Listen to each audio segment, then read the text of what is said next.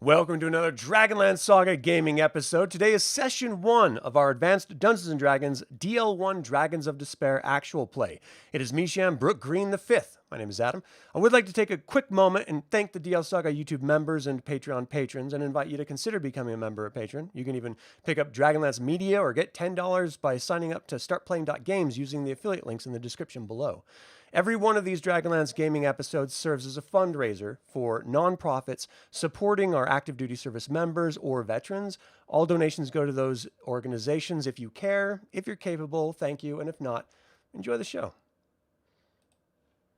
Last time on Dragons of Despair. Welcome, everyone, to the world of Kryn. I'm going to put on some music really quick as I read this. Tonight we step into a world on the edge of ruin. The gods have gone silent. Clerical magic has not existed for 300 years, and most people have stopped asking why. And dragons? Well, most people in Kryn will laugh if you mention them. A children's story, a fireside fable. They're searching for something the world seems to have forgotten, the heroes, and they're returning tonight after 5 years on the road. They've come home tired, empty-handed, and ready to rest. But the roads home are full of refugees. Villages in the north are burning, families are being put to the sword, and beneath those stories, darker rumors, ancient things stirring. Shadows that haven't moved in 1,000 years are beginning slowly to wake. Something has been lost in this world, something sacred, and whether they're ready or not, our heroes are about to be the ones asked to find out. All right, welcome the entire team. We're going to be going through first an introduction to what this game session is going to be like, and then we're going to dive right into the module itself. There are going to be, because this is an Advanced Dungeons & Dragons first edition game, there are going to be blocks of copy that I'm going to be presenting to you. So hopefully it's not going to be too much for you to deal with. What I want to start with is, of course, our virtual tabletop. We're using Roll20 for the virtual tabletop. So if each of you can open up your character sheets in Roll20. If anyone has any questions about where to find your character sheet, please let me know. All right. So when you have your character sheets open, these are new and specific to Advanced Dungeons & Dragons First Edition. So I just want to go over it really quick with everyone. It is one seamless sheet that goes from the very top to the very bottom. Some features are going to be present on some players that are not on others because you're either a thief or a caster class of some sort. But at the very, very top, we've got your name, race, alignment, and class information. In the middle of that, we have your hit points, your current and your total. Of course, your armor class, what it would be shieldless and what it would be rear. When it comes to armor class in first edition, the lower the number, the better. You scroll down and you can see your armor information if you are in fact wearing armor. And then below that, you see any personal attributes. That's left open for you to fill in if you feel like it. It's really only important for the role-playing aspect of this. No one else is really going to be seeing your character sheet. And then underneath that, you have your abilities. If, for example, I say, can you give me a wisdom check?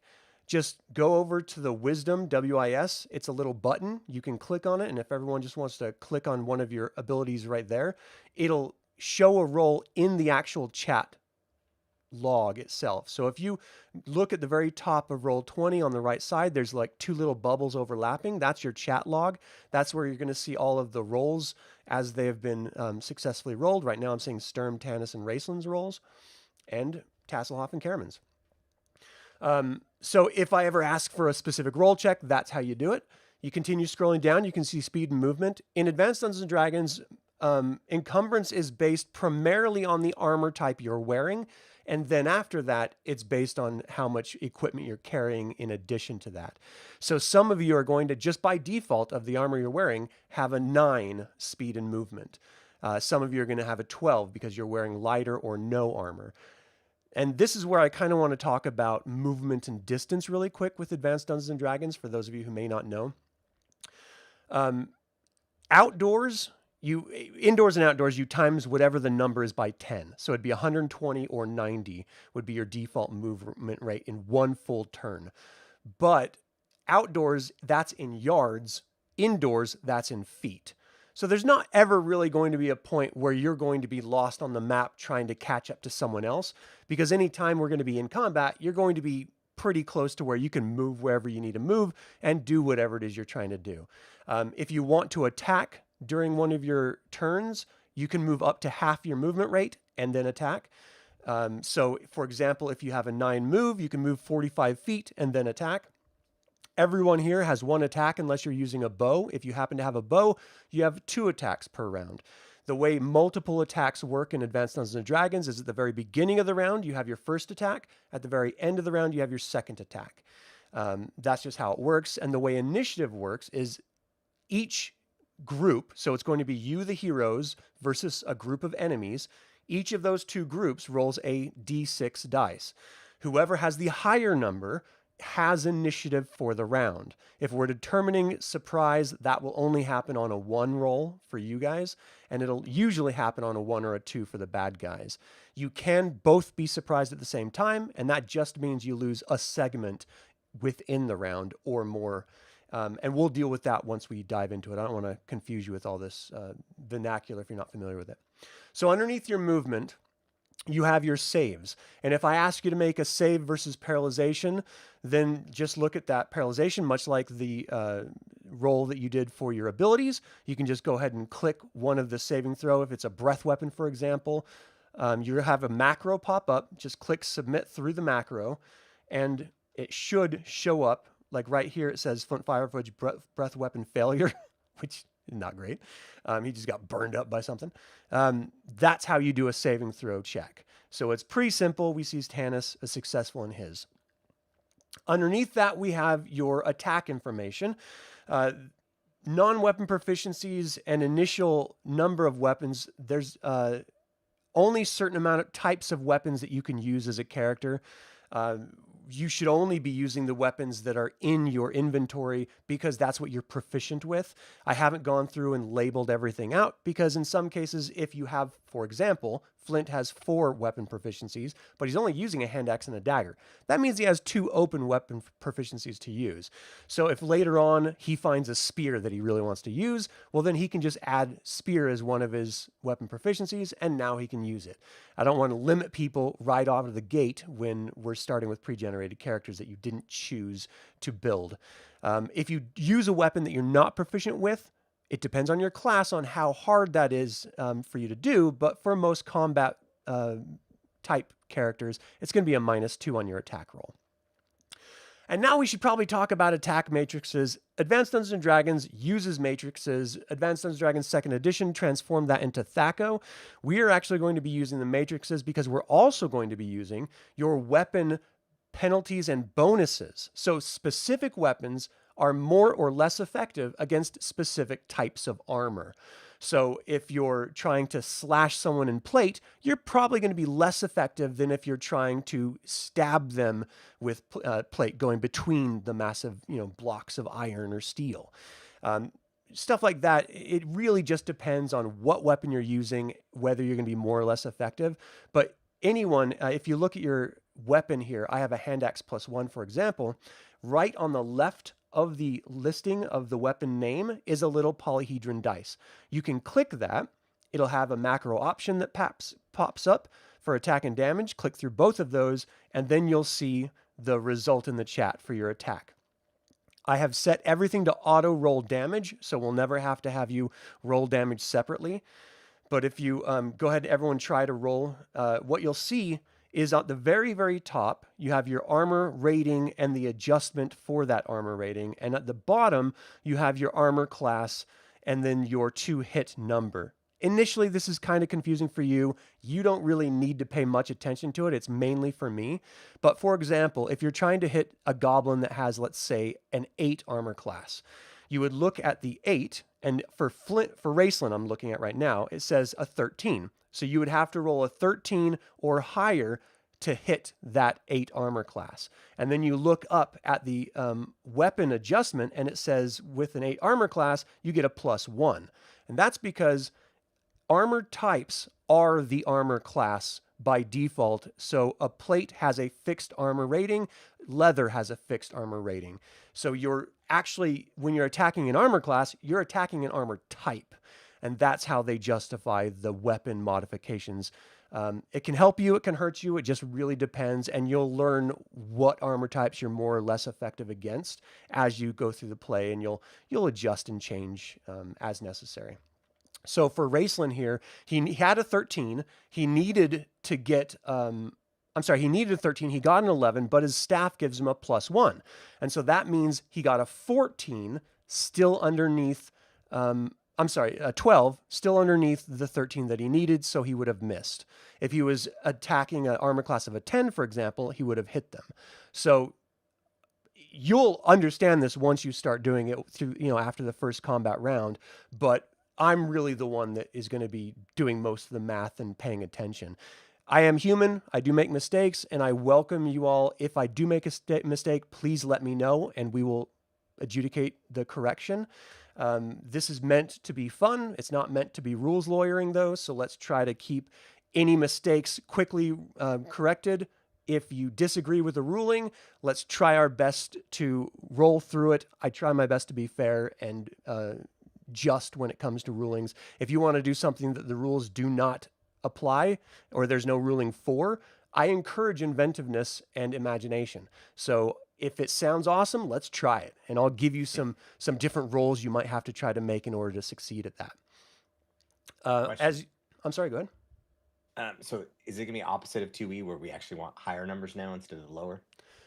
Well, your total attack roll you want higher. And you even want that in 2E. It's just when you do the math on the 2E, you subtract it from your THAC0. I don't want to confuse anyone any more than we already are at this point. But just know that when you're doing an attack roll, you want to roll as high as possible. Okay. Okay, and then underneath your weapons, you can see your equipment listed there if you have any equipment. Under that, you have your wealth, which would be your coins. No one should have any coins at this point, but everyone's going to have a little bit of pocket change to be able to get a drink or some food or something like that. It shows your carrying capacity based on the data that we've inputted. I'm not really going to be worrying about it until you start carrying around chests of gold. And then if you have any abilities, that's going to be listed down below. We do have a Kender in the group playing Tasslehoff Burrfoot, of course. Now, in Advanced Dungeons & Dragons, Kender did not exist, and so they took a halfling and they added 2 features to it. The first was Taunt, which is a great use of a Kender ability because it can both help you and hinder your opponent at the same time. And then you also have Immunity to Fear. Any type of handling, which is more of a role-playing construct, the way I run it in first edition, all by default just tell you when you notice that you have something or someone else notices that you have something. That's the handling function because you don't consciously do it. If you want to pickpocket or steal from someone, that's a conscious decision, and then you'll just roll for that. But I try to make this as fun and free form as possible. And, we'll just sort of roll with the way that everyone interprets it as we move forward. If you have spells, there's going to be little gear icons next to some of these line items, like your weapons, your equipment, and your spells. The little gear icon, if you click on it, expands the details. I've put in all the details for all the spells, so you should only have to look there for what the spell does, what the duration is, what's the casting time, and all those types of details. If there's any questions, I can reference the player's handbook. I've got it at my side here. But it should all be there, and you can roll directly from there, and it'll come up and populate in the chat window so everyone can get a glance at what you're trying to do and stuff like that. All right. There's no healing. So Flint, who would normally be joining us today, is not here, and so I'm going to be playing his character. Goldmoon and Riverwind, they had to bounce from the game, and so I have 2 open slots for anyone who wants to join us in the future. You're definitely welcome, but right now I'm going to be running both Flint, or all of Flint, Goldmoon, and Riverwind as NPCs, so that each of you can focus on your characters for the beginning of this game. Are there any questions at this point about the character sheets or the way Roll20 is broken down? Okay. Yep. Well, thank you guys so much for sitting through that. I know it was a lot. Let's go ahead and start our game session. And I'm going to play a little bit of music here while we do it. I've got musical tracks. I'm not sure if everyone's hearing it, but you should be able to hear it. It's through Roll20, though, so it's kind of a setting on your side. The air surges fierce and sweet, carrying the clear musk smell of the woodlands. The soft murmur of stirring leaves, of insects, and of small animals fills the landscape. The clear highland sky blushes with the end of day and fades into starry sleep. This is home. From this rock outcropping, the valley below seems peaceful, untouched. Dense forests of pine carpet the mountainsides, varied only by thick aspen woods. The mountains, deep blue in the distance, circle the valley floor and form a soft highland bowl. It is a wonder that any beautiful places are left in the world. Before the cataclysm, the days were calm and ordered. Nothing was unexpected. Now the world is changed. It changed has taught two great lessons. First, no beauty. Not even that in the valley is safe. All of the riches of the past could not protect the ancient peoples. Gold has no value in the world now. It is too soft for swords or armor. Steel is the most valued metal of all, though each small kingdom has its own currency in exchange. Secondly, no magic lasts forever. True clerics cannot be found, nor have clerics with miraculous powers been known to exist since the time of the cataclysm nearly 300 years ago. 5 years ago, you and your friends parted to search for a true cleric. Tonight, you meet on the road to Solace Town and report what you have found. Each of your character sheets will have a tab at the very top that says Bio and Info. If I could have each of you in turn, let's start with Tasslehoff. Read that bio information to the group. This is your background. Okay. This is from the perspective of my character, correct? Yes. I've almost forgotten all the places I've been in 5 years. I wanted to make a map for our navels. But you know how it goes. More traveling than mapping. To the north and west, the world has changed more terribly than we thought. A sea lies to the north where solid plains once were. Where Ergoth, the great ancient empire, once stood, there's nothing more than islands. Now I return to Solace and find it run down, ruled by some bunch of rootheads in Haven who call themselves the Seekers. They claim to be a theocracy in search of a god. You figure that the way I see it, things have gotten worse since they've been in power. Nice. And let's have Tanis go next. I didn't know I'd have to read. Good thing I can, kind of.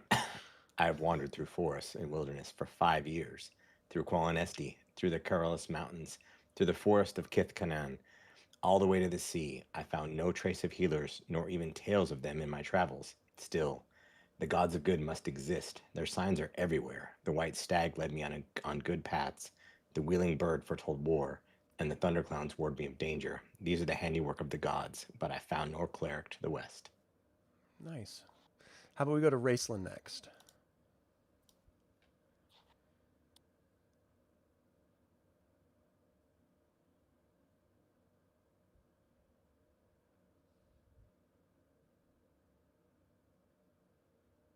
I think you're muted. Oh, you're muted.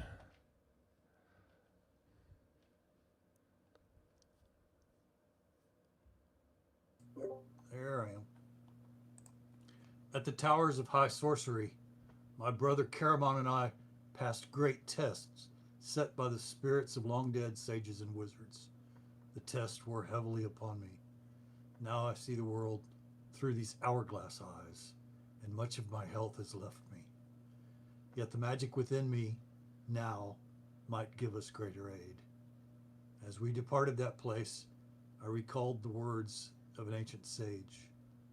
Use your powers well, he said, for the time is at hand when your strength must rebalance the world. Nice. Caramon. Travels of me and my brother Raistlin took us over the Careless Range.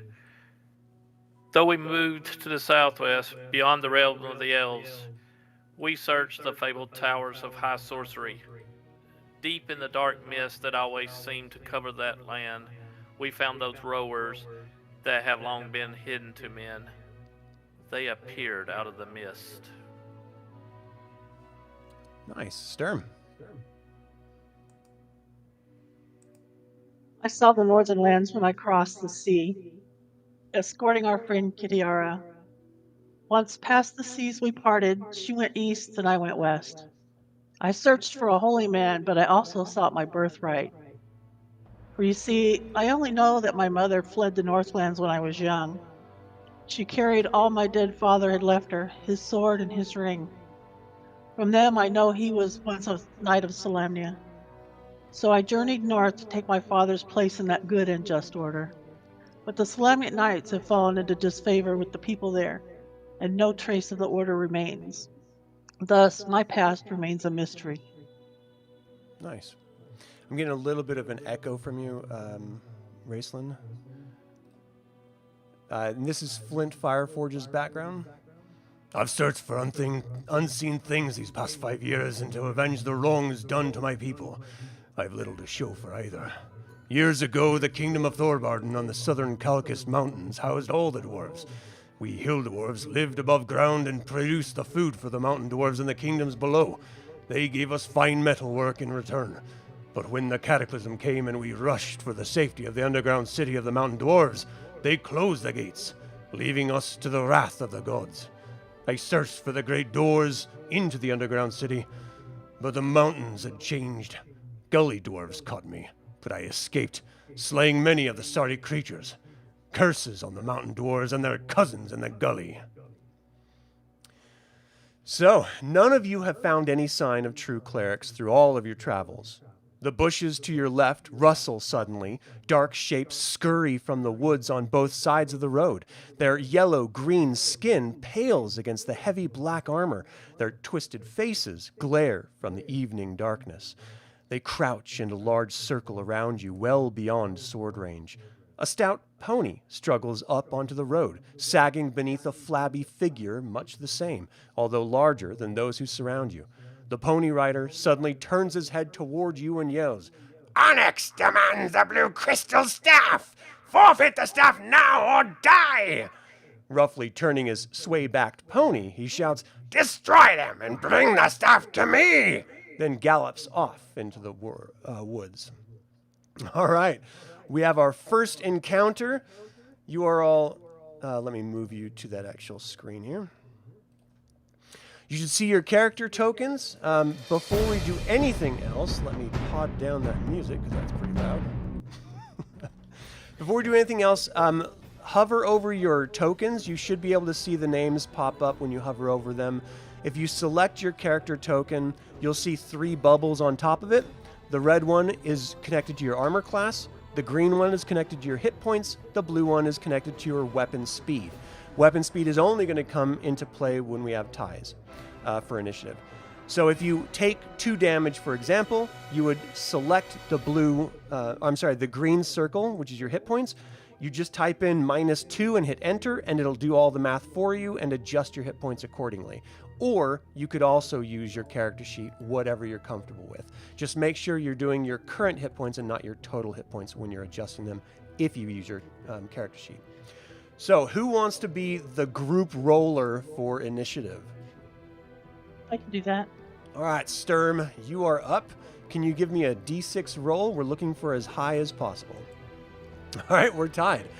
So in the case of ties, traditionally, everyone goes at once and everything happens at once. Now, clearly that's kind of an impossibility when we're running a game like this. So I'm just going to re-roll ties and we'll see where we land here. So I got a 3 with the second roll, and you guys got a 1. So it looks like the hobgoblins are going to go first. You see this one right here sort of step up, and he calls out to you with his sword brandished and his his shield held high.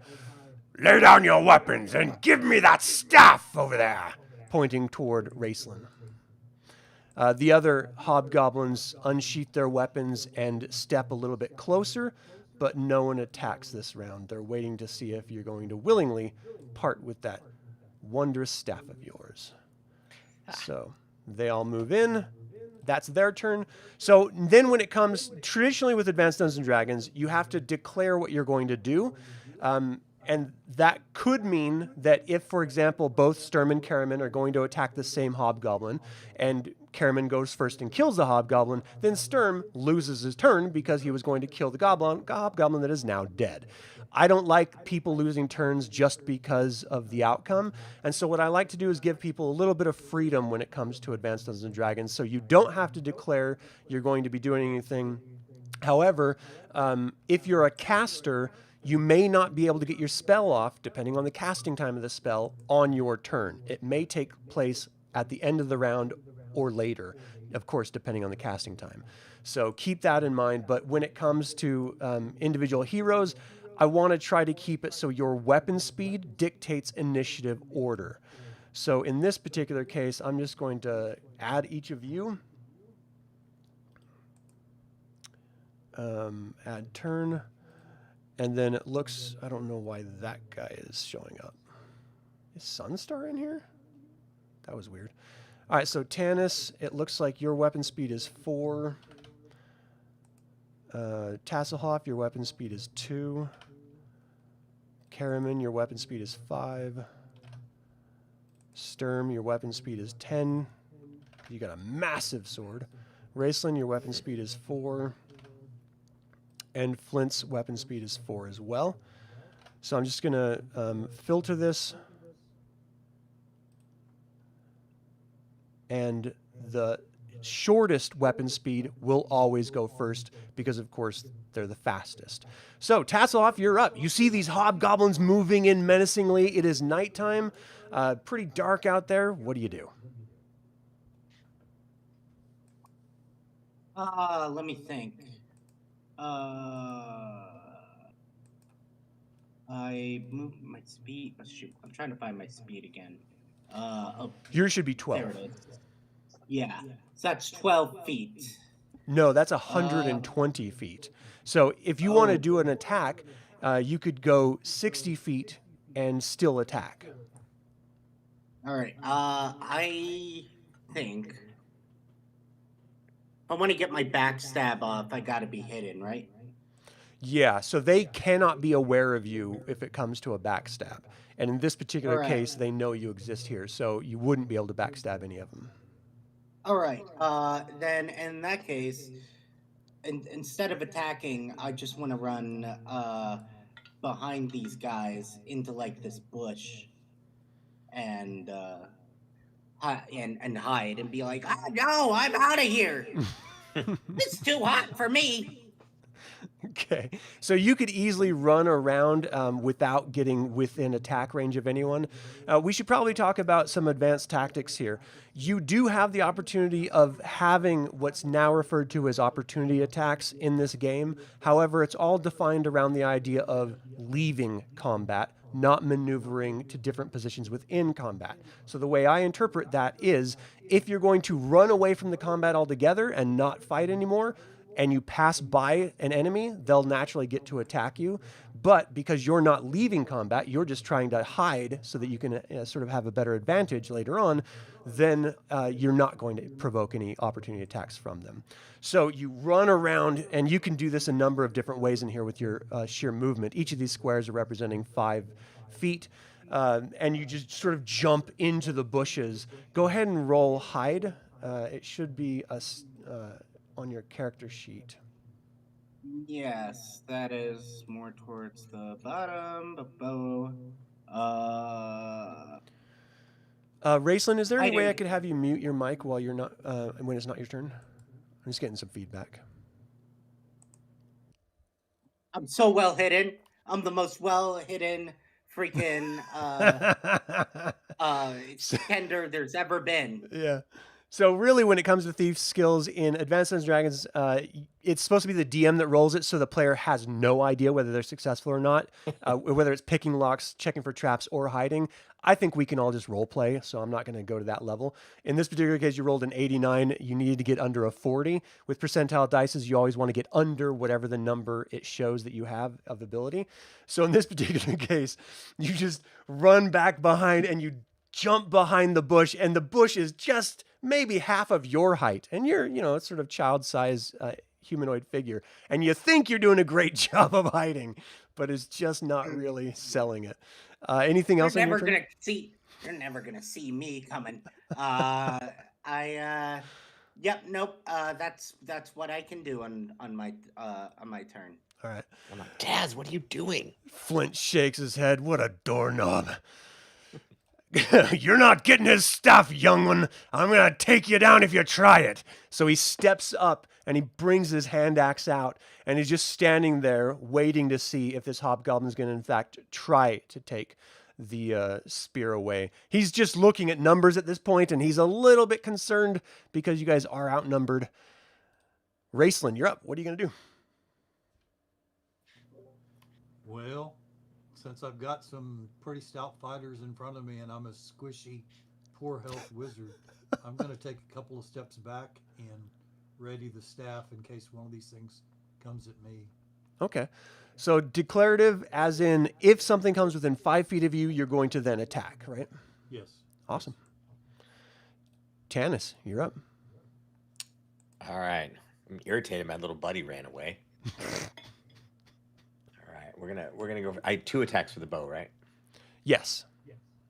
So one at the beginning of the round. I'm sorry, I should have asked if you're going to be doing that, but we can just have you expend them both right now. All right, direct the one I'm pinging right there. Going All right. for that. You're looking for an armor class of 5. So you pull it back, level it, loose it. It flies forward. The armor class 5 means you need to get an 11. You have a +1, so you need a 10. You rolled a 5. The arrow goes flying off into the darkness. You want to do your second attack? Curses. Good thing I'm not aiming the other way. Nice! So you deal 3 damage as the arrow sticks right into his arm. He spins to the side and throws out a hobby curse. 3 damage. Are you sure you want to do this? We're going to have that stuff, and now I'm going to have your head. Caramon, you're up. Okay, I think I will charge one of the hobgoblins and attack with the longsword. No, Flint's like looking back. I didn't know we were fighting. I would have taken this thing's head off. Okay, so I will move to there and attack that one. Run up with your sword. You see his eyes go wide as this massive human comes lumbering toward him. Okay, so down to the attacks.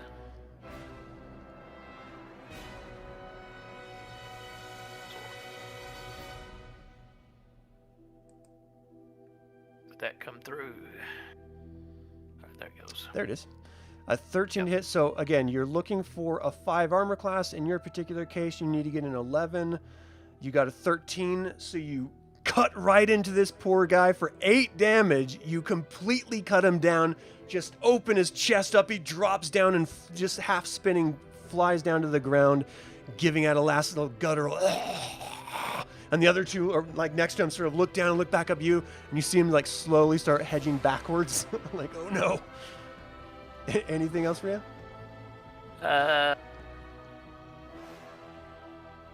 Other than turning to face this other one, I think that will be it. Okay. Sturm, you're up. All right, I step forward. Fight me, foul beast. Lift my 2-handed sword in the air and just bring it down on his. Oh, jeez. He brings his shield up. Oh, no, no, no, no, no, no.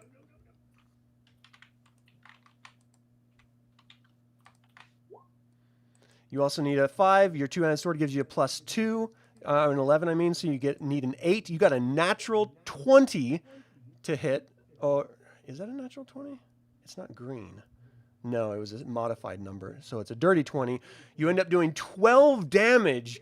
cutting this hobgoblin down, who just starts shouting, "No, no, no, no!" And you cut right through his shield, dropping him, leaving him in the dirt next to the bush. Nicely done.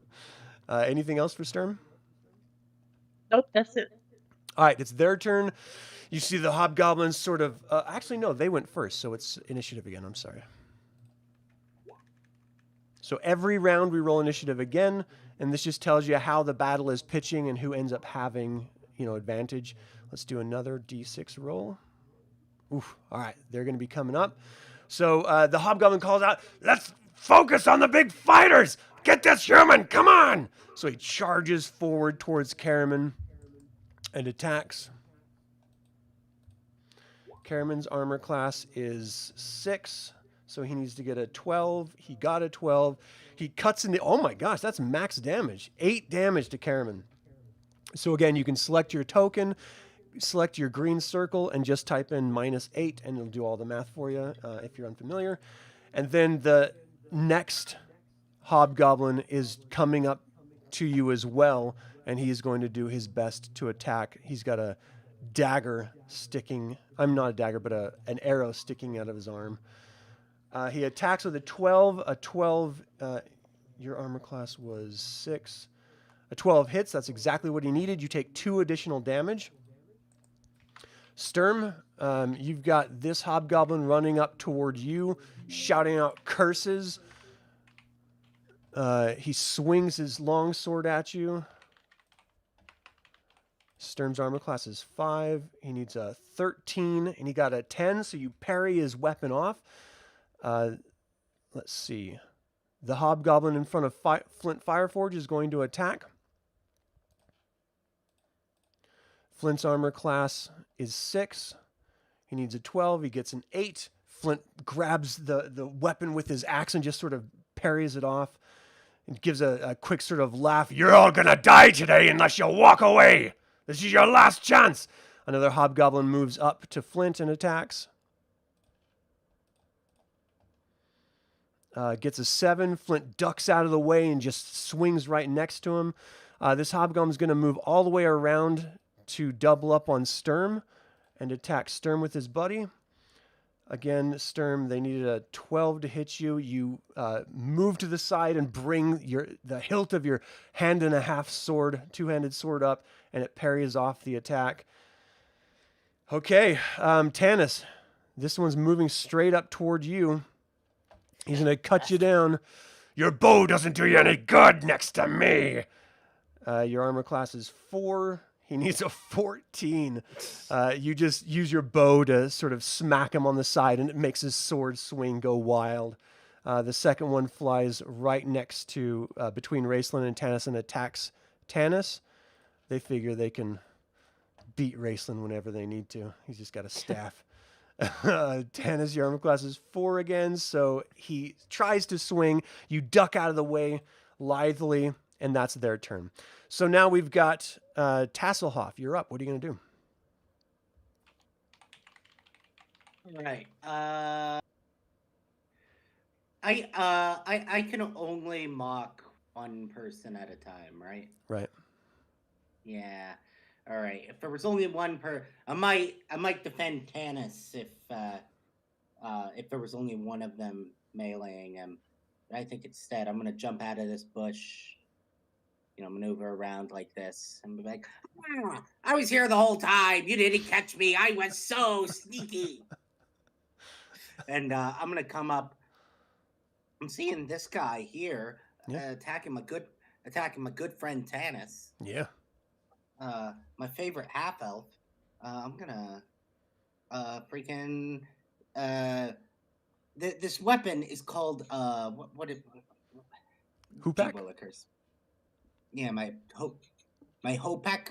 Is that like a blade on us? No, so a hoopak is basically a tall staff with prongs like a sling. So you can use it as a ranged weapon like a sling, but you can also use it as like a quarterstaff and just smack people with it. Right, it says +2 Joe stick. What is that? Yeah, so that's just the weapon equivalent of how they're modifying the hoop pack, because the hoop pack didn't exist when AD&D was created. It was a Dragonlance specific weapon for Kender, so they just modified existing weapons to make it fit. So does that mean that I should have a +2 to hit with this? Absolutely. So on your character sheet, there should already be an adjustment there for that. Just looking at the sheet right here. 2 hit, it says 0, so should that be 2? Yeah, that should be. All right, then I'm making that 2. Cool. All right, excellent. All right, and no whammies. No whammy, no whammy, no whammy. You do get a +2 as well. We can do the math afterward. Oh, you got a natural 20. So you run lightly mocking him, smack him for 5 damage. And I mean, how do you hit him? What's the method? Are you swinging at his head, at his back? What? Yeah, I'm kind of I think I'm swinging at his head. You know how in cartoons when you're trying to stave people away by like hitting them with a newspaper. Yeah. I sort of feel like it sort of has that vibe. Like, get away from me! Get away! You hit him hard enough that you hear a slight crack underneath. You like examine your hoop pack just to make sure you didn't break your hoop pack at all. And the hobgoblin drops down to one knee, turns around with wide eyes as blood starts seeping down his face from his head wound, and he just screams out, "Not a Kender!" and hits the ground face first, dead. Stab, baby. Flint looks at, "You're not gonna outnumber me! Come on!" And he brings his axe in for a massive swing. He's gonna take this hobgoblin down if he can. Gets an 18. Nicely done. yeah. He needs a 5, so a 13. Does max damage for 8. He buries the axe into the chest and yanks it back out using his foot to push against the hobgoblin, who falls back dead. And the other hobgoblin just sort of wide-eyed looks at him. "I think we got the wrong people!" Just shouting out. Raistlin, you're up.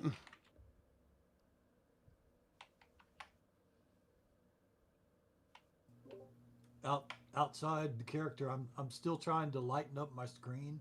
Oh. I'm having a hard time seeing. Oh, no, it's supposed to be dark because It it's is supposed to be nighttime. dark. Yeah, Okay. so I've actually adjusted that. Good. I was sitting there going, I can't make it any lighter. I can't make it. If it's hard to see, let me adjust it a little bit. Just know that it is intentional. Does that help a little bit? Little. Okay. Little. I just adjusted So I 10%. See everything. So I've got how many hobgoblins there? So directly in front of you, or directly within touching range, is only one of them. Okay, and that's This. Now, so this is Tasslehoff, your little Kender friend, and this is the hobgoblin. okay. Well, let me go ahead and thump him. You saw Tasslehoff take one down with his little stick, so Yeah. maybe you can do it too. It's not little. It's average.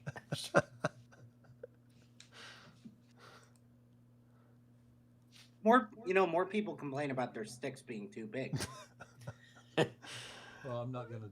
So you're looking for a 5, which is 16. Yeah, unfortunately, it sort of strafes off of his shoulder and armor and doesn't do him any damage. Are you going to stay where you are, or are you going to move anywhere? Let's back up just a hair. Okay. Tanis, what are you going to do? Kick some butt. We're PG, right? PG-13.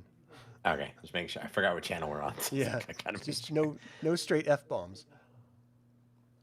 Okay. We're gonna get stabby to the one right in front of me. Do I Okay. need to move, or it's diagonal? So I Yeah, should you've go. got him if you want to attack him.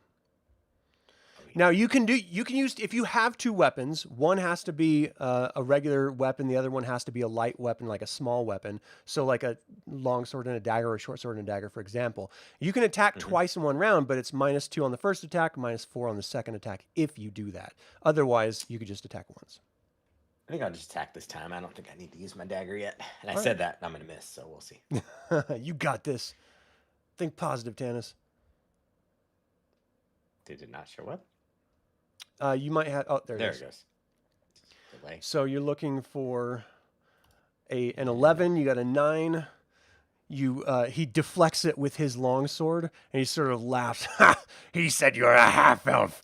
You look like whole elf, which is garbage. You're gonna die today.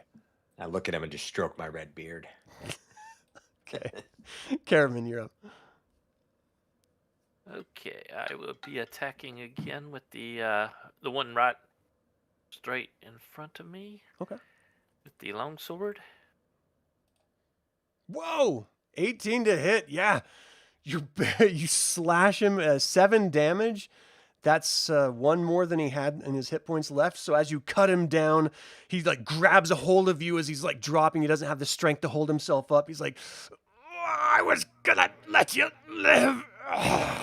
And drops down dead. No, look at the one to my left and say, you think you could take my brother's staff? And, on second thought, I don't even think that's the one we're looking for. So, bygones be bygones. Sturm, you're up. Okay, so this one straight in front of me, just gonna raise the sword and go, "You're next." No! We'll leave, I swear. Sorry for bothering you.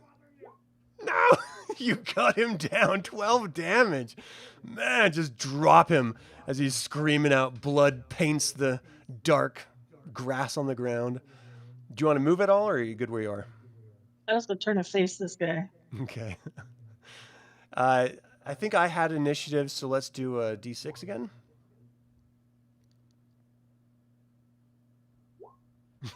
We're just matching each other.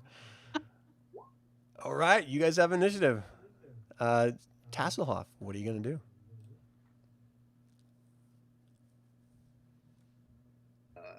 You got this, little buddy. Let me think. I'm gonna say, shoot, did I say that half elf thing out loud? I shouldn't have done that. Sorry, Tanis.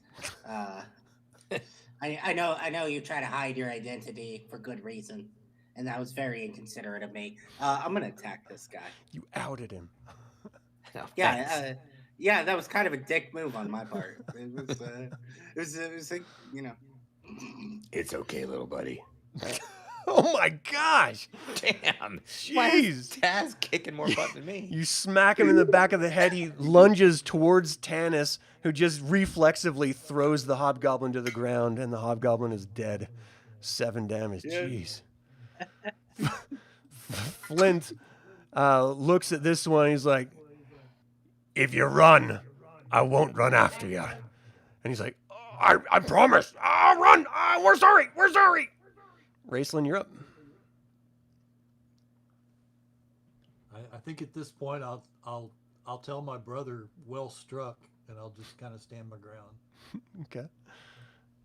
And Tanis.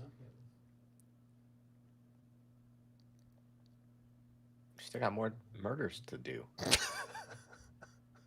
I mean, It's up to you what you want to do. I'm going right here. Hope that I can, be semi-effective, as effective as my little buddy. Just grab the Kender and hit him with the Kender. It might be the only way I can hit something. All right, we're going short sword again. Dice gods. You needed an 11 and you got a 10. You just hit his shield with your sword. Maybe you should borrow the hoop pack real quick. Caramon, I you're know. up. I do better with them. Okay, I'm just, can I just demand, considering that my alignment is lawful good, I feel like Caramon would demand that they yield and give them a chance for quarter, saying, throw down your weapons now. He drops it immediately without hesitation. Okay, so I will hold this one. Okay. And that means Sturm, you're up. Right, this one right in front of me, without a word, gonna swing the sword at him. Brutal Sturm. Oh my gosh, the dirty 20, 6 damage. He's not dead, but he is hurting. Hopefully, it's not gonna hurt anybody else. Well, it is their turn now, and he is going to flee combat as fast as he can. You do have an opportunity to attack him if you want, since he's leaving combat. I do. Jeez. Do I as well? Oh no, that one's so I up. can't see the names. It's all right. An 8. Let's see. Yeah, you actually miss him this time. So he runs at his maximum speed and gets out of dodge in the darkness. This one takes the cue that Flint gave him, and he's going to run as well.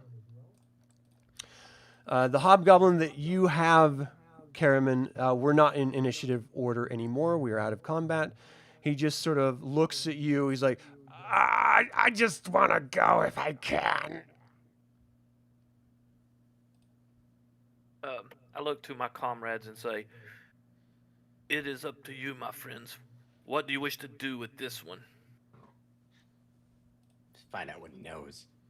Why? Yeah, we need to find out who that was and what they're looking for. Yeah, if they're going after that staff, that's kind of we kind of need to know if somebody's looking for that thing. Yeah, who sent them and why are they after the staff? Are you asking, or are you telling someone else that that's what they need to ask? I'm telling the group I think we should ask him that. He's like, I actually don't know a whole lot, to be quite honest. I'll tell you anything I do know. That was Viewmaster Toad. Yeah, he's the Viewmaster of the town. We're sort of working with the Seekers who run Solace. You understand. It's nighttime. We're trying to patrol the area and make sure everything's okay. And you heard him. He wants a blue crystal staff for some reason. I don't really know why. I'm just trying to do my job. Don't kill me, please.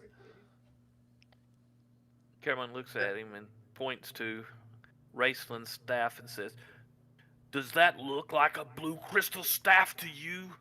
I gotta be honest. I think I might be colorblind. I'm not sure. It's dark. It could be wrapped. I don't know. No, it's mahogany with the bronze dragon claw at the top. Then Clear we made a pearl. big mistake. Yeah, you Yes, did. you did. I mean, to be 100% fair to him, probably going off infravision. Are you? Do you have that? I don't know. I can see at night a little bit. I'm not sure what inferring on my vision means. Yeah. Is it okay if you just don't kill me? Just let me go back, please. You got any money on you? I've got a couple silver. Yeah, he reaches into his belt pouch and he sort of tosses it at you. There you go. That's all I got. Thank you. Caramon looks at Tasslehoff. "We are not common thieves." Mutters Thievery. under his breath, "Just common murderers." Tell no one what you saw here if you want to live. I don't even know who's talking. I don't see anyone. It's night. It's dark. I don't. No one's here.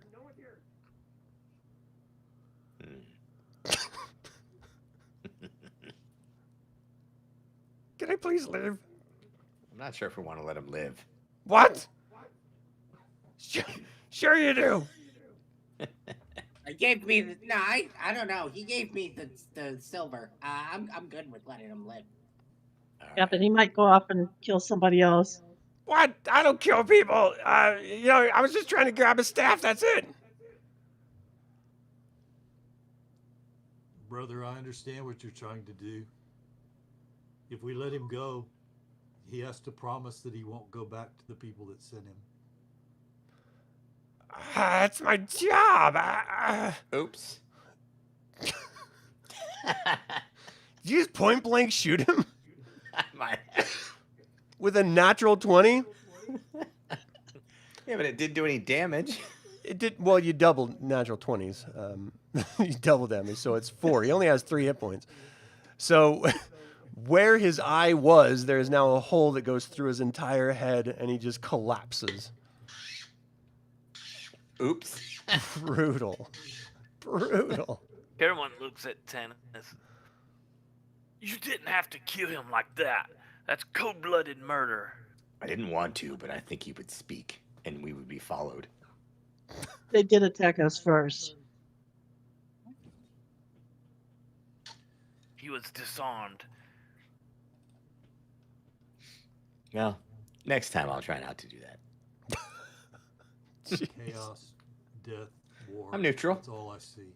Neutral good, and I did it for the good of the party. You guys hear Raistlin? No, what'd he say? Yeah. Saying Raistlin stuff. Raistlin kind of things. Okay, so the map you're looking at right now is actually a map of all of Abanasinia. I'm, of course, using this so that we can determine where you're going to go and, of course, just use it as an overhead map. But there's a little tent which indicates your group on the map and where you're sort of placed here.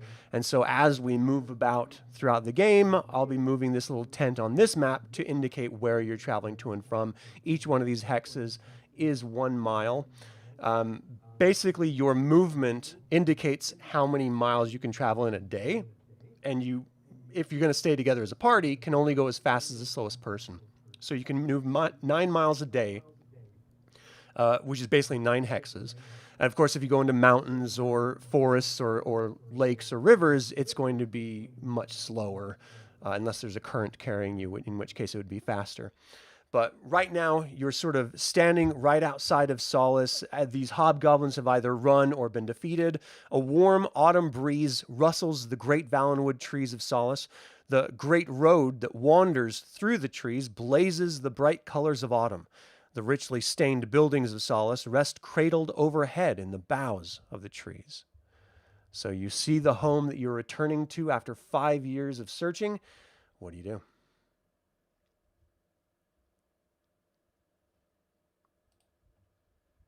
I think we should go find the inn.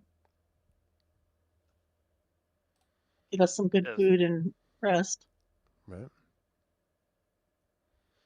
Okay. I agree. Returning to Solace would probably be best. I need to tend to my injuries. Right. Okay.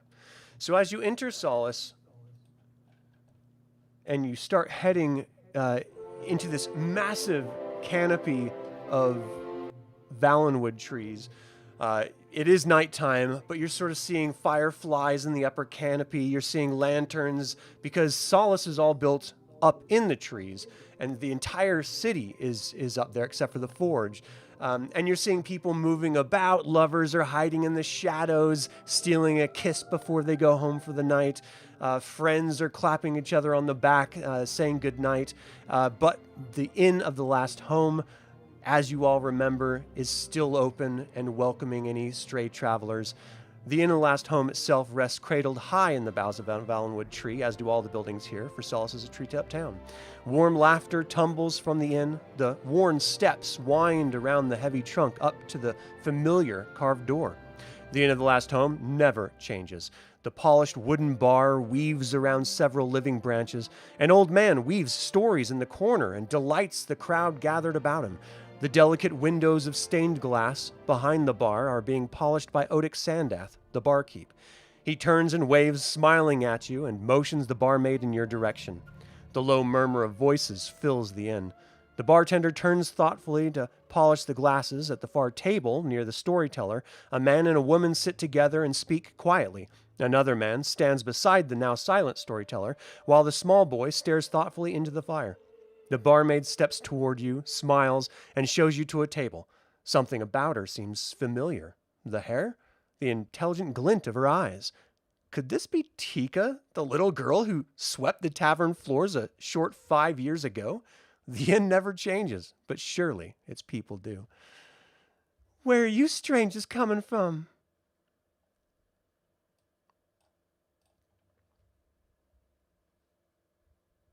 No one? Oh, We'd come back home. The road less traveled. If I didn't know any better, I'd say that's Caramon. Is that you? yes, it is I. Oh my goodness, it's been so long. You look just the same.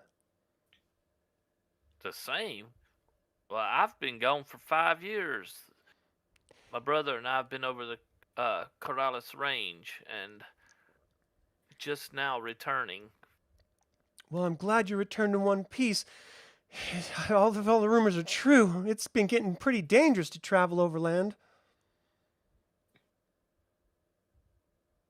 Wait a second. Are you who we think you are? She sort of whips her hair back. It's Tika, silly. I'd recognize Tanis anywhere through that scruff of a beard of yours. Why'd you grow that thing? She sort of grabs it. Is it real? And yanks on it. Flint laughs. No way. I've been embracing my human side. Helps me blend in certain areas. Well, I think it looks silly, but dignified too. Well, can I get y'all anything? Ale, please. Yes, ale will be great, and maybe Me as something well. to eat. Well, we've got Sounds anything you awesome. could like. Some venison. Of course, we got the fried spiced potatoes. Venison with spiced potatoes sounds delicious. Well, you take a load off and I'll go take care of that for you. She sort of like nudges your shoulder, grinning. Her cheeks get a little bit rosy. She walks over to you, Raistlin. Well, you look a little bit more menacing than last time I saw you. Are you feeling okay? Oh, you're muted. I'll be fine, dear. Could you bring me some hot water? Absolutely. Would you like any tea, or is that something you can take care of yourself? I'll make it myself. Okay. Well, I'll be right back. I'll get everyone a little something. Tasslehoff, stay away from the silverware, okay? I wasn't gonna touch it. All right. Keep an eye on him, will you? She looks at you. Flynn's like, we'll take care of it, sweetheart. You just go get our drinks and we'll mind our business. Why? Is that silverware particularly interesting? Leave it alone. What a- Don't take the silverware. All right, so as you guys are sitting there, sort of minding your own business, catching up with one another, waiting on your food, she brings out the drinks and some food, and it is the home cooking that you remember and desperately have missed the time that you've been on the road for these past years. At this point, you hear suddenly soft music begin. Its source is a slim, beautiful girl, a lyre in her hand. She slides gracefully to sit nearby. A large plainsman raises a flute to his lips. The girl's eyes are bright sky blue, her skin a buttery tan. Most striking of all is the flowing white gold of her hair. Plush white furs trim her woven cape. A single feather folds back along the right side of her head. Her voice clear as winter air as she begins to sing.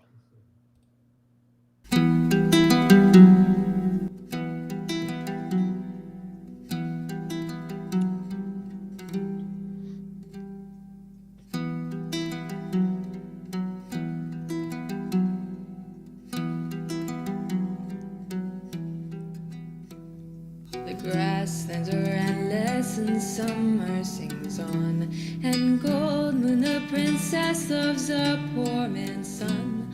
Her father the chieftain makes long roads between them. Grasslands are endless and summer sings on. The grasslands are waving, the sky's rim is gray.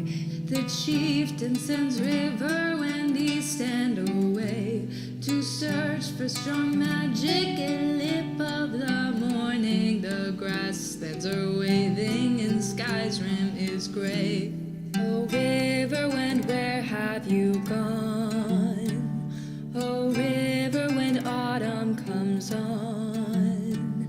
I sit by the river and wait for the sunrise, but the sunrise is over the mountain alone. The grasslands are fading, the summer wind dies. He comes back, the darkness of stones in his eyes. He carries a blue staff as bright as a glacier. The grasslands are fading, the summer winds die. The grasslands are fragile, as yellow as flame. The chieftain makes mockery of Riverwind's claim. He orders the people to stone the young warrior. The grasslands are fragile, as yellow as flame. The grasslands are faded and autumn is here. The girl joins her lover, the stones whistle near. The staff flares in blue light and both of them vanish. The grasslands are faded and autumn is here. Oh Riverwind, where have you gone? Oh Riverwind, autumn comes on. I sit by the river and wait for the sunrise, but the sunrise is over the mountain alone. As she finishes singing, a crystal staff falls from a fold in her robe, and it rolls over to Caramon. And Caramon, you feel this warmth emanate from this staff and spread up your legs and covers your entire chest, and you feel yourself healed for 7 hit points. You see that tall gentleman sort of look at it and stand up and sort of walk over, and Goldmoon reaches down, or this woman reaches down, grabs his staff, and tries to put it back in her cloak. What do you do? Caramon leaps from his seat and says, "That is unnatural. What is happening?"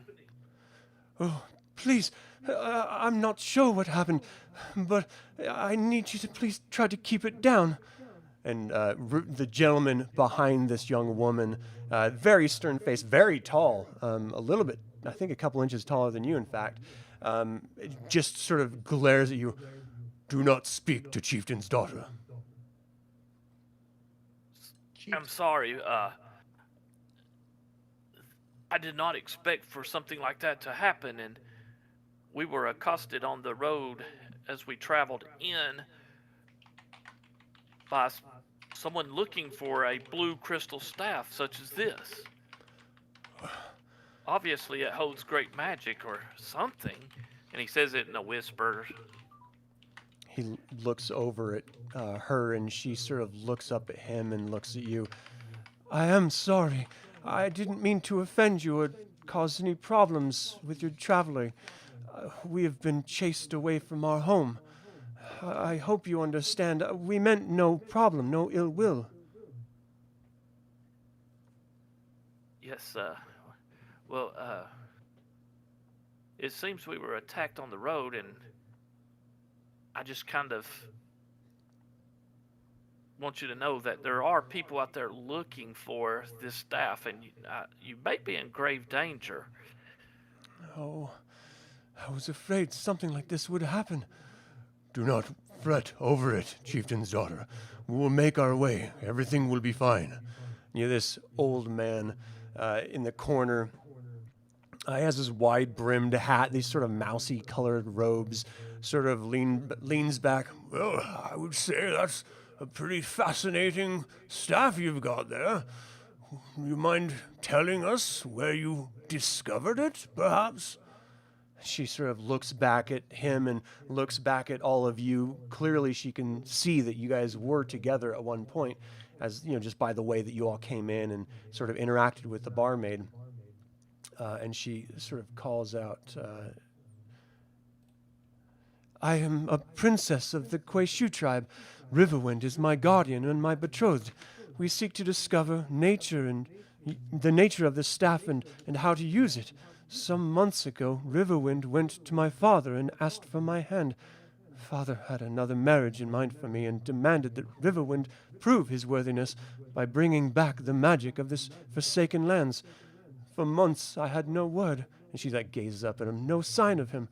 Then Riverwind returned," and you see her face sort of lighten up and smile. "My father's plan was spoiled. So he claimed the staff was not magical and ordered Riverwind stoned in the village. Her whole countenance changes. As the stones fell upon him, I ran to his side. At that moment, the staff blazed, and we suddenly found ourselves on the plains west of the village. We searched for proof that the staff holds that it holds power and good magic. Until we know how to control the staff, we cannot return to my tribe. And Riverwind speaks up. I am warrior of the Quayshu tribe. I have loved Goldmoon for many turns of the sun. I remember little of what happened to me after I reached the Forsaken Lands. Everything rises as dark dreams. A black swamp, a well, a kind of shining lady, a leather-winged creature of evil. How much of this happened and how much was madness I cannot say. Months later, I somehow returned, bleeding, crazed, with fever and visions. I presented the staff, but the council scorned it. Somehow the staff helped us escape in a flash of sunlight. Now we seek to control its power. She responds, yes, I really truly don't know what to do. If they're looking for it, perhaps we should give it to them? No. Caramon kind of in a whispered tone again says, please join my friends and myself, and my brother has a great deal of knowledge of things magical. I'm sorry, but I don't know about these things, and maybe we can find a way to help you, but just simply handing over the staff would certainly not be of insurance of safe passage. I'm just not sure how to try to unlock its secrets when people are actively searching for it, and I don't want to cause good folk like yourself any trouble. We have been on a journey for many years looking for information about the gods and such magics. We have traveled to the high tower of sorcery looking for answers, and maybe the answer was here all along. Please, join my friends and I promise you that you can trust us. The barkeep, Odic, sort of drops his jaw and the mug that he was wiping down with his rag in his other hand. A magic staff. I bet it was forged by demons from the terrible Darkenwoods. There are terrible mysteries in that place, there are. Oh, what an evil place. You see one of the men at the table, because they're all here watching and listening. Hooded men have been in town asking about that staff. An evil lot they were, too. I wonder if they would offer a reward. You see some people sort of like look over him. Don't you dare. We can't let it fall in the hands of evil. You see the man that was sitting next to the old storyteller. A man, a holy god, rode through 2 days ago asking about that staff. He said that anyone who had it, or had knowledge of it, should make haste to the capital of Haven and meet at once with the prelate of the temple there. But I certainly don't want to get involved. Sort of buries his face in his ale as well after saying that. The little girl sitting at one of the tables. It was probably found in Darkenwood, like Odic said. I heard that the ruins there are filled with wealth and dangerous to match.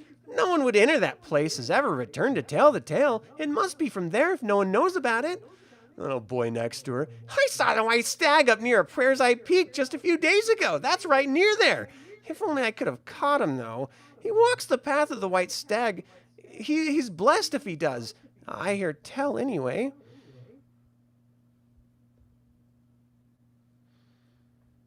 So you've got some suggestions that maybe the capital of Haven with the Seekers would be a good place. They're the ones that seem to be instigating the question about it. Some people say that it might originate in Darkenwood, so perhaps Darkenwood has some sort of knowledge that you could garner about the staff itself. And then the old storyteller sort of, I foresee great and terrible destiny in each of your eyes. There's a blue staff which must be returned to Zaxaroth.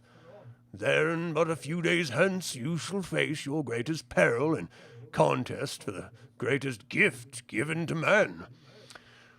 Has anyone seen my hat? It's like sitting right on his head. Lose that blast. Caramon looks at him and says, good sir, your hat is on your head. He's just You know like what, grabs he it. asked- I think I would know if it was a... What do you know? I guess it was there the whole time. Sort of scrunches it down, so it's like all bulbous now around his head, and it's like pushing his ears out, so he looks sort of like ridiculous, but at least now it won't fall off.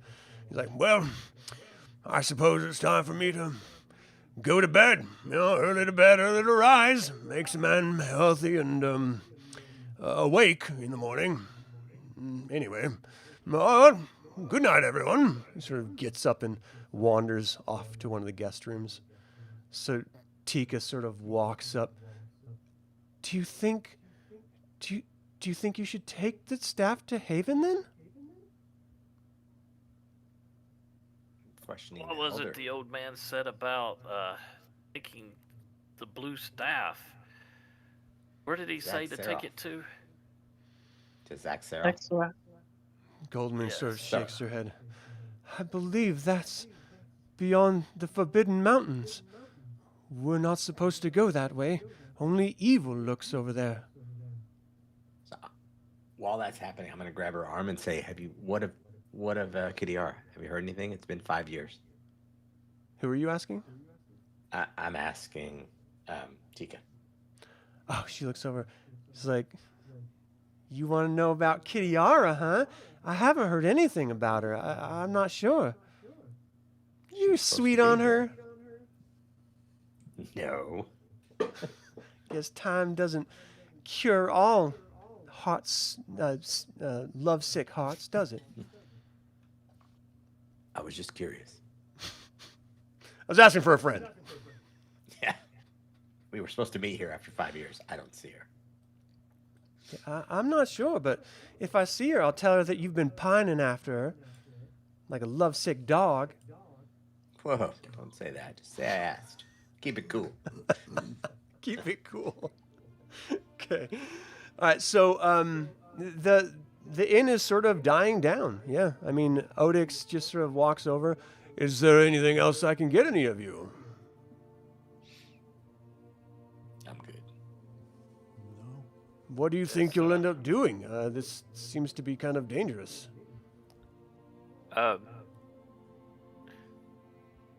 Odik, do you know of these things that were spoken about? This Zaxxeroth, Darkenwood, and this Prayer's Eye Peak? Well, Darkenwood is an evil place. It's earned its name as far as we understand. Anyone who goes there doesn't return. So I certainly wouldn't suggest you enter there anyway. Prezi Peak is one of the peaks that sort of leads into the mountain range. It's surrounded by these mountains just outside of town. I again would not recommend. I think if you guys are going to be dealing with this, and I'm not even sure you should. I mean, you should probably just give it. There's been a hobgoblin called Fewmaster Toad that's been asking around for it. I think maybe best to stay out of trouble and give it to him. But if you insist on keeping it, perhaps Haven would be a good place. Tika's like, well, Haven's days away, and if they're actively searching the roads, that could put them in danger. Well, what do you suggest, Tika? They would go into Darkenwood? They would never come out. I don't know. I don't know anything about this Zaxxeroth you're talking about. Sorry, I just got a frog in my throat. Being told I can't do something. We could totally go through Darkenwood. I believe in us. Maybe that's the spite talking, though. Maybe it's the ale. What do you guys think? I guess I feel like we should calmly assure Goldmoon that we too have been searching for real magic, and that she can trust us, and that we should decide together what the best path forward is but probably not give it to these bands of people who are trying to shake down people on the roads. Right. I agree. I'm sure you're all right. I hate to impose on you, though. Clearly, people are looking for this, and if I have it and I'm with you, then that will put you in danger. I don't think I could have that on my conscience. Should we go to Haven? Well, I don't know about these other people, but it won't put me in danger. I'm fine. I'll be fine. I can hide real good. Taz, Like you in the are last- the danger. Like in the last fight, I hid in that one bush so well, nobody saw me there. You're sort of gesticulating with your hands, like, showcasing, and you have this dagger in your hands, and Flint, like, slaps his side. You got my dagger! Give me my dagger back! And he, like, runs towards you. Oh, I didn't know I had this. Here you go. Thief! You're a dumb thief, and you know you are! He sort of puts it in, like, tucks it in, like, pushes it in as far as possible, pulls his pants down a little bit, and he hikes it up a little bit too high and wanders off, muttering under his breath, "Doorknob of a Kender, taking all my things all the time, nothing's safe." He, like, looks up at Goldmoon, he's like, "You better keep your hands on that staff! He's liable to walk away with it." It's true, I am. That he's not lying. I don't need to. It's habit. Odic speaks up. "It is getting dark. Did you all want to stay the night? It'd be cramped, but I could probably get you a couple rooms, or you guys used to live here. I'm sure you've got your own places you could sleep in." We could. That was 5 years ago. Right. I'm talking to everybody.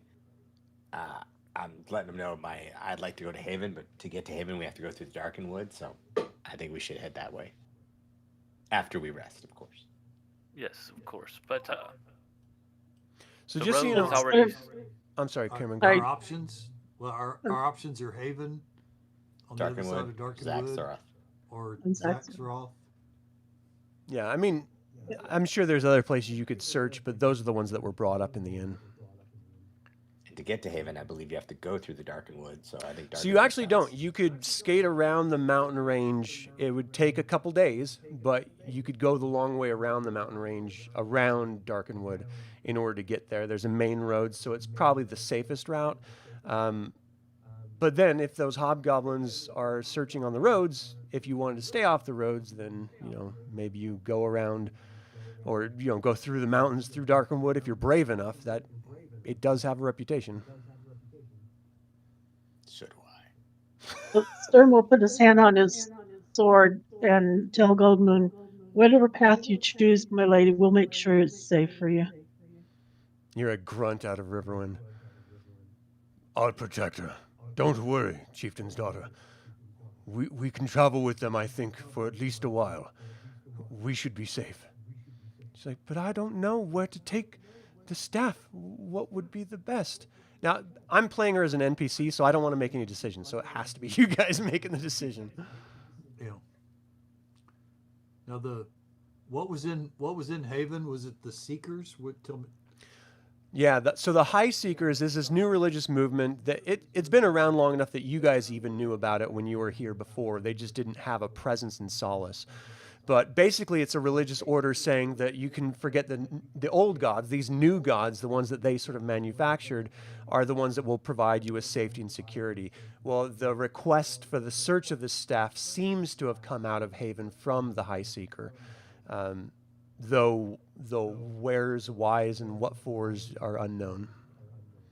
I don't trust that.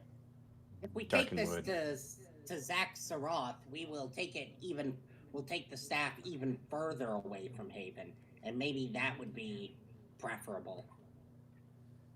Haven sounds sketchy. It does. People want it, and they tried to kill us. It's a hive of scum and villainy. No, so Zaxxaroth, you're looking at 30 miles, but you've got to cross a mountain range and a swamp, so that's a bit. Getting to Haven, you're looking at 23 miles, but you go a long ways. It's probably a little bit close to the same. If you want to try to cut through Darkenwood, then it would be less, but it's, again, an unknown. Hey Taz, Darkenwood has riches. Look, I'm most tempted by Darkenwood, mainly because that one guy said that we wouldn't survive going through it, and I have the spirit of spite in my heart. Sorry. So yeah, my vote would be to go to Haven purely to satisfy my own ego. But I feel like if we're trying to get away from the Seekers instead of going towards them, Zaxaroth would be the smart decision. Flint. I agree with the Zaxaroth. Kender. I'm gonna agree with my little buddy. I don't trust the Seekers. They're seeking the staff. Flint hits the hilt of his axe on the table. Are we all really going to follow what the Kender says? The thief? The liar? Hey, I am not a liar. I am very truthful. Wait, have I lied about something? Yes, yes, you have. Constantly. When did I lie? When did I lie? You took my bracelet back in the day. You just took my knife.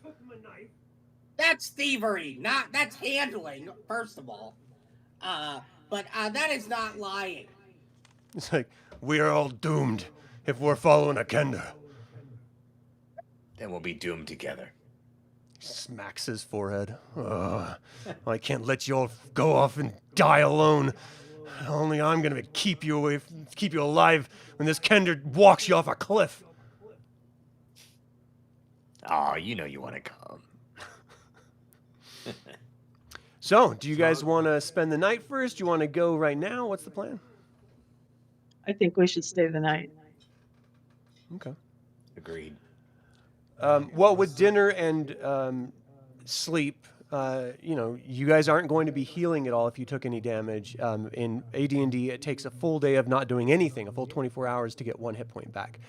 So healing is really magical healing is the best way to do it, and we just happen to be in a time when that's not really a thing.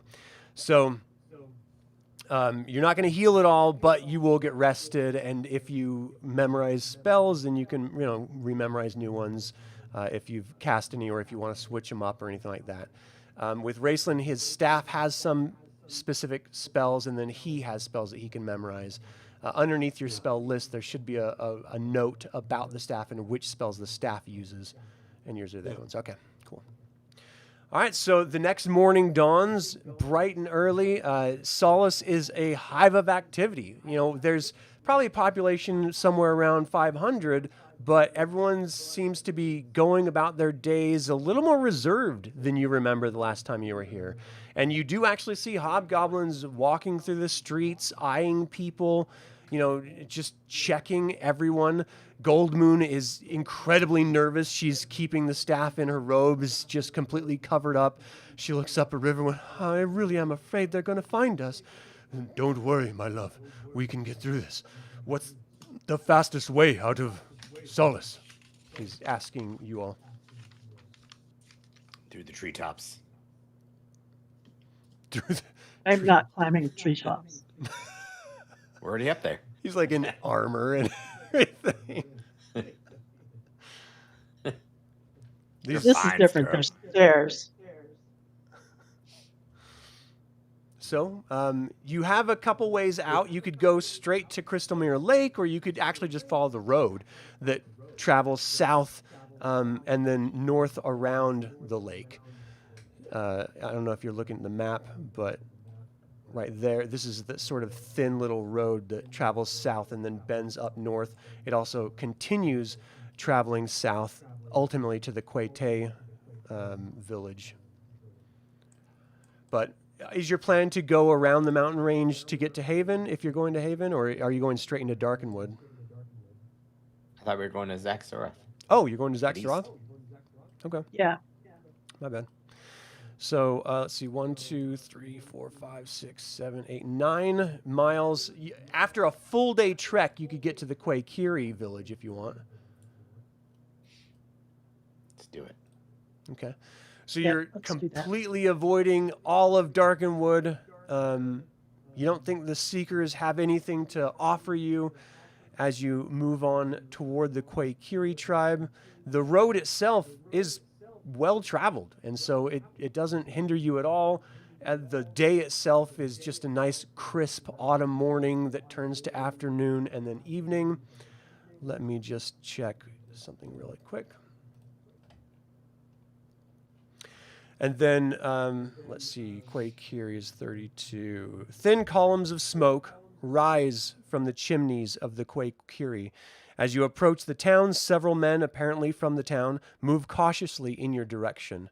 You see these are city guards, and they sort of step up. Halt! Strangers are not allowed in the town these days. What brings you here? Just traveling through. We will escort you through the city. What if we want to engage in commerce? There is no commerce for you here. Why? These are troubled times. There's rumors of war. There's smoke on the horizon. We suggest you move as quickly as possible to wherever you're going. You're not welcome here. Troubled times call for coin. You don't like coin? How much coin are we talking? How many? What kind of goods do you have? What are you looking for? This is a regular plainsman village. I mean, it has traditional equipment that you would find anywhere else. How much I guess- silver did that one hobgoblin give me? Oh, it You was got like probably 700, right? It was probably like 5 silver. Yeah. Oh. Like 5 silver. Yeah. I got 5 silver pieces. We do not patronize or allow Kender to patronize our businesses. Yeah, that's fair. I guess we're just passing through then. Like, please move on.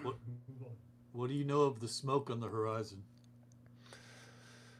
He sort of like tries to see your face under your hood. Like I mentioned, rumors of war. Some men speak of demons destroying and burning villages in the north. We do not want that trouble here. I'll slide my hood back and look him square in the face and say, trouble finds you. Sometimes it's better for you to find it first. He grabs the hilt of his sword. Are you threatening us? He's clearly shocked by the look of you. No, just passing through. We don't know what the danger is that's on the way, but we know it's coming. Our scouts have seen great fires in the north. Many of our number have disappeared in the last week, but we are now preparing for the enemy. There are over 600 of us. Who could stand against us?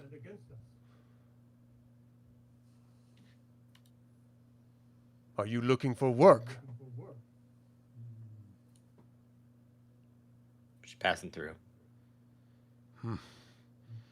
Very well. You Are must... they- Never Are mind, like Luke's plainsmen name. like Riverwind or anything like that? It's a different tribe, but yeah, they're pretty similar. Do they recognize each other, have like a secret wink or anything? Nah. No, actually, Riverwind and Goldmoon are trying to stay in the back away from him and everything else. The tribes haven't always gotten along. There's been discord in the past. What was that, Caramon? Assume we But just- they did run from their own family, so When you I guess we mentioned just- work, what kind of work are we talking? Well, if the armies, or if the rumors are true, and demons are coming from the north, we need to stand against them. We need warriors to do that.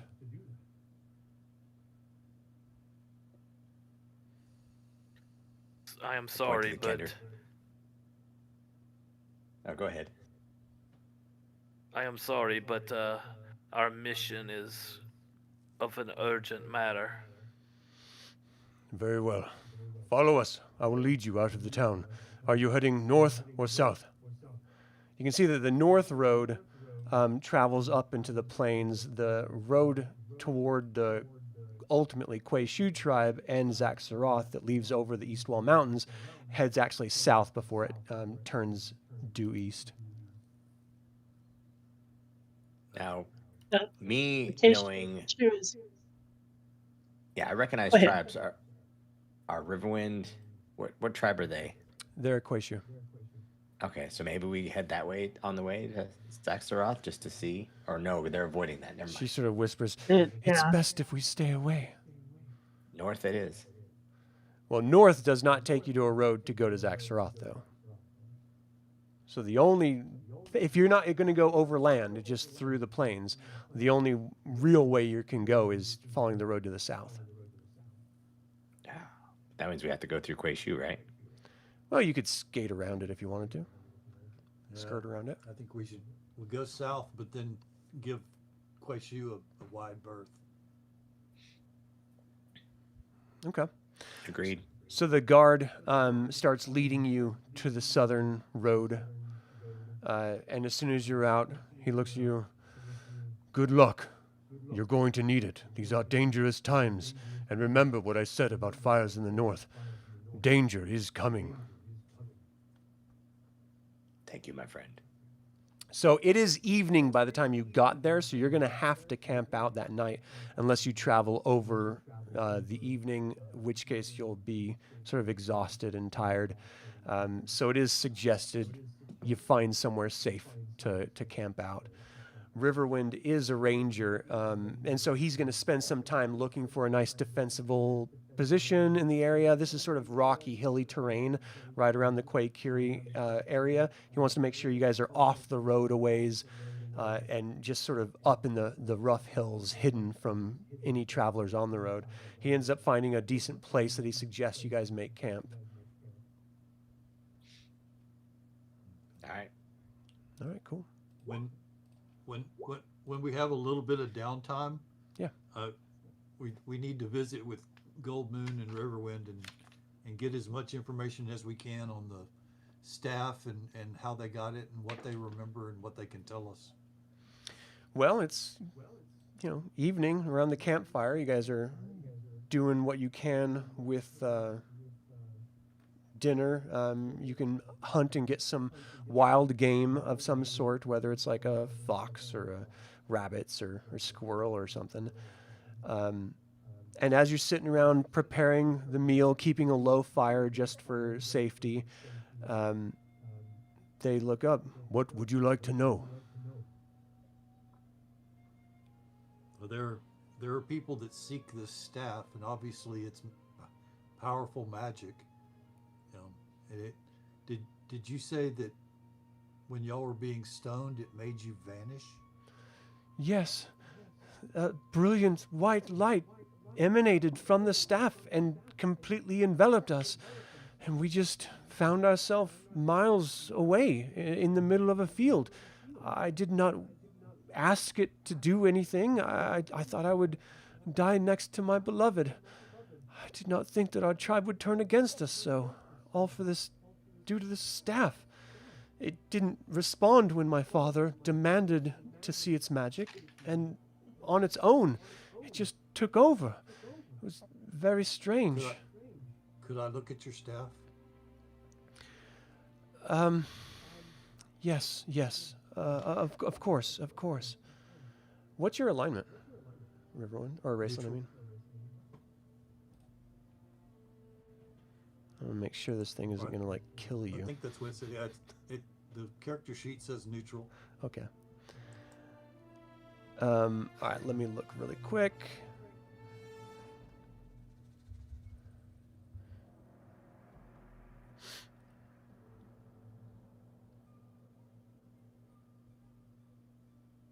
It can only be used by those of its alignment. Anyone who tries to wield the staff. Okay. So if you're just examining it and you're not trying to use it, you can grab it. It's very cool to the touch, but the hairs on your arm just sort of lift up as if there's some sort of static electric charge that's prepared to, expend itself in your hands. It's kind of intimidating. I mean, your staff is one of genuine power. This one seems to be something even greater. Wow. I mean, I don't want to put words in your mouth, but if you could imagine a divine staff, You know, this seems like it would be it. And Riverwind, his memory is spotty at best. Like, I suffered much trauma retrieving the staff, but I have pieces. Again, I believe there was some dark shape with wings that chased me. Some welcoming motherly spirit must have given me the staff. I don't recall picking it up. I don't recall where I even received it. I believe I was wandering for weeks. I was near starvation when I returned to Kuishu.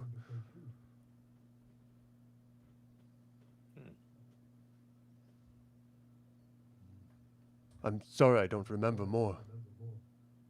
Do you remember Zaxorath? It's near Kuishu. Do we have anything to be concerned about heading that way? Near your We village? do not travel past the Forbidden Mountains, what you call the Eastwall Mountains, so we know nothing of this place. I remember distinctly traveling over them to search for magic, for my chieftain's daughter is worth risking my life, and I barely came back with my life.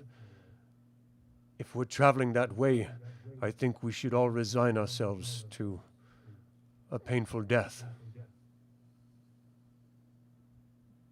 Well, that's the only kind of death I'm looking for. Any reason these mountains are forbidden? Like, are they populated by like wild animals? Is it just like, are they just like really dangerous and you guys don't know how to climb mountains? Goats. We are plainsmen. We are not mountain folk. But traveling the mountains isn't really the problem. There's an old road that passes by through them. It's truly just the fact that it is cursed. The land east of that mountain range is believed to be as vile as darkened wood. Cursed, you say? Kind of cursed. People do not return from it. Oh. As in they like physically don't return, or they return dead, or they return like significantly changed? You ask many questions. I returned, and I'm the only one I know that has. Sounds like a perfect guide. But whatever this curse is, it doesn't look like it affected your face. So that's the biggest thing I'm concerned about. It sort of like straightens up like, is there something wrong with my face? No, that's the point. If there was something wrong with your face, maybe I would be more scared of this curse. I'm gonna pat him on the head and be like, "Such a pretty face." I look at Tass and raise one eyebrow. Well, we should probably get some rest before we travel out in the morning. Agreed. So I think this is a good time. Oh, I'm sorry, go ahead. Oh, I was going to say, I'm just going to spend time sharpening the blade. All right. Well, let's do a little bit of Canticle of the Dragon. So this is an event that needs to happen when we're on the road, and this seems to be just as good of a night as possible as any. I want to see if you guys see this when I share this, or here. So where you get your characters, there's a folder called Handout. I'm going to edit this and make sure that you guys can see it. And what I'd like to do is have everyone just read a line from it if possible, so that everyone gets a chance to read some of it, you know. Now I'm having difficulty opening the dang thing. Oh my gosh. Never mind, it's the bottom. Yeah, I'm having... Are we just reading one line or the whole verse? So, you know how there's like the stanzas, so each like little grouping of it? If one person can read the first group of it and then the next person reads the next little paragraph group, I'm having a hard time. So I'm showing it to players, but I actually can't find this in my files anymore. I can see it. I that's... mean, I can go first. It's fine. Yeah, go ahead. While you're sorting it out. Yeah. Hear the sage in his song descends like heaven's rain on tears and washes the years, the dust of many stories from the high tale of Dragonlance. For in ages deep, past memory and word, in the first blush of the world, when the 3 moons rose from the lap of the forest, dragons, terrible and great, made war on this world Kryn. Thank you. Caramon, do you want to go next? Yet out of the darkness of dragons, out of their cries for light, in the blank face of the black moon soaring, a banked light flared in Solamnia, a night of truth and of power, who called down the gods themselves and forged the mighty Dragonlance, piercing the soul of dragonkind, driving the shade of their wings from the brightening shores of Kryn. All right, Tasslehoff, you want to go next? Knight of Somalia, Lightbringer, first Lancer, followed its light to the foot of Kallist Mountains, to the stone feet of the gods, to the crouched silence of the temple. He called down the Lancer makers. He took on their unspeakable power to crush the unspeakable evil, to thrust the coiling darkness back down the tunnel of the dragon's throat. Nice. Sturm? Eladine, the great god of good, shone at the side of Huma, strengthening the lance with his strong right arm. And Huma, ablaze with 1,000 moons, banished the Queen of Darkness, banished the swarm of her shrieking hosts back to the senseless kingdom of death, where their curses swooped upon nothing and nothing deep below the brightened land. Raistlin? Thus ended in thunder the age of dreams and began the age of might. When Istar, kingdom of light and truth, arose in the east, where minarets of white and gold spired to the sun and to the sun's glory, announcing the passing of evil. And Istar, who mothered and cradled the long summers of good, shone like a meteor in the white skies of the just. Yet in the fullness of sunlight, the king priest of Istar saw shadows. At night he saw the trees as things with daggers, the streams blackened and thickened under the silent moon. He searched books for the path of Huma, for scrolls, signs, and spells, so that he too might summon the gods, might find their aid in his holy aims, might purge the world of sin. Tanis? Start with then came. I can see. It's small. You can click on it then and it'll came the expand. I did. It's still not big enough. My monitor sucks. Then came the time of dark and death as the gods turned from the world. A mountain of fire crashed like a comet through Istar. The city split like a skull in the flames. Mountains burst from one fertile valley. Seas poured into the graves of mountains. The desert sighed and on abandoned floors of the seas. The highways of Kryn erupted and became the paths of the dead. You want to close this out, Caramon? Thus began the age of despair. The roads were tangled. The winds and the sandstorms dwelt in the husk of cities. The plains and mountains became our home.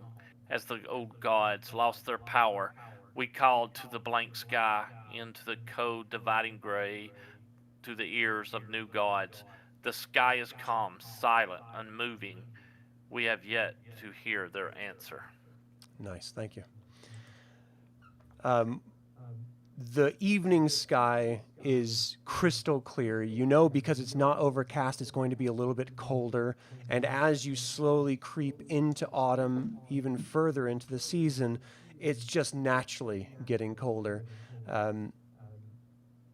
You're enjoying watching the night sky. It seems like Riverwind did a wonderful job of finding your camping site because you don't see any sign of even animals. I mean, you've got your insects and your rodents that are scurrying around, living their lives. You're hearing the hoot of an owl, and you're seeing the silhouette of some bats flying throughout the course of the night. But other than that, it's a very quiet and somber evening, as you know you're headed toward a place where an entire people, the Quayshu, don't dare cross that forbidden mountain range, the East Wall Mountains, and you're headed directly to the other side into the unknown.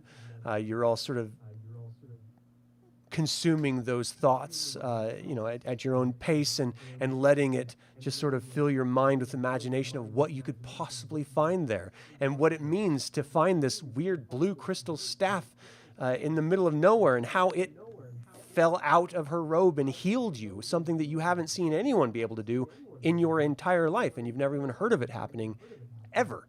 So all these mysteries are sort of just compounding upon each other, and then suddenly the sun starts breaking over the mountain range to your west, and the sky is lightening, and it is time for you guys to continue your journey.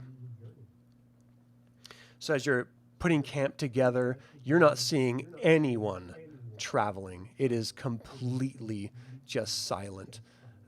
You're hearing the village of the Quakiri about a mile away to your north, close to a mile. It's sort of waking up to the day, doing the regular sounds that any village would have, but you guys know that you're heading in a direction of just wilderness, and that's something that you've just come back from. So any chance of getting back to regular life seems to be thrown out the window as soon as this blue crystal staff came into your lives. So are you guys going to just head on out for the day? On high alert, I guess. Okay. Unless someone says otherwise. So I think we should. Wait, I am curious about something. I'm gonna look on my person because I just thought about this. Did I end up accidentally handling some of that silverware back in Solace? Oh yeah, actually, when you were eating, they were sort of doling out, food from the rabbit that they had caught. You were slurping it up with a spoon that you found. Yeah. Right. Flint is just sort of eyeing you as it's sort of like coming to you, but he's not saying anything. The trail heads a little bit southwest before it curves around against the mountain range and heads back east, and then southeast. That's 2 miles, 3 miles. Let me find this area and give you a little description of it here. So this is the great crossroad that we're heading into right here. In the midst of a rolling plain, 3 roads converge. At their intersection, a single stone pillar points the directions to Quayte to the south, Quaykiri to the north, and Quayshu to the east. Cold wind swirls around the stone. A single hawk circles in the east. So I'm going to tell the team, or the group, this is where we have to decide. Are we really going to Zaxarath? From here, we can go either direction. Are we committed? Speak now. Oh, you're I muted, think Raistlin. we're committed. I should say I'm committed. Goldmoon just says, if you all think it's the right thing to do, we will go with you. All right. You guys start heading out. So that was 1, 2, 3, 4, 5. So it's noon by the time you get to the crossroads. 6, 7, 8, 9. And you've been traveling all day through just open wilderness, just the plains, just absolutely nothingness. The forest, let's see, this is 34. A chill biting wind cuts across the flatlands, carried on the winds from the east, the sharp smell of burning grass. And you see Riverwind and Goldmoon sort of scanning the horizon, trying to see anything, but the sun has already set past the forbidden mountain range, and so it's just completely dark, but you can smell the smell of fire in the wind. I fear we're going to find some trouble. Where could that fire? The Quakiri were talking about the flames. What do you all think that portends? They were talking about the flames being to the north, and this is what east. So Are we surrounded? I don't know. Unless your village Maybe is we on should fire. find out. Why would think you we're say okay. such things? Well, Certainly, that is not the case. He is just pontificating. He's not saying it is. Right? Correct. He just sort of glares at you. Like, don't worry, my woman. He's like, let me find us a place where we can spend the night. And he goes off searching for a little while. He eventually finds something, and he brings back a pretty small deer on his shoulders that was hunting while he was out there. It's literally just like the middle of the night. Are you guys going to set up like guard duty shifts, or how do you want to handle evenings? I think we should. 2 hours each. I mean, you've got a lot of people. Flint can do Yeah. 2 hours. Riverwind No, is happy to do 2 hours. That's 4, so you only need 2 more. I can take 2 We hours. can Ask definitely him do to 2 2 hours. hours if you can trust him. You have to take my stuff. Take it before. Flint's like, you'll do your 2 hours with me so I can keep my eye on you. That's a great idea. And you notice that you're actually cutting into your meat from the deer that Riverwind caught with Flint's dagger, and he hasn't noticed it yet. Love it. All right, so If I notice that I'm using Flint's dagger, Yeah. I'm gonna give it back to him. he just stands up every Got time, it. grabs it violently away from you. Stay away from my things! Wipes it off on the What? grass and puts it You have back in the such sheath. interesting things. I can't help it. They're normal things. Leave them alone. I'll take your hands next time. All right. The evening goes really quietly, actually. The soft breeze, though the smell of fire is in the breeze, it actually feels kind of nice. The grasslands are just flowing all around you. You hear the sort of screeching of regular birds of prey at night flying around the sky. It's starting to have clouds gathering across from the east as if in the north, as if it's coming west and south.